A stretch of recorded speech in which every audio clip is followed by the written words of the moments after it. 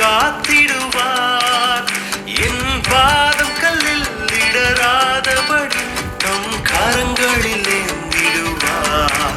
என் பாதம் கல்லில் இடராதபடி தம் கரங்களில் ஏந்திடுவார். அவர் செட்டையின் கீழ் அடைக்கலம் புகவே தம் சிறகுகள்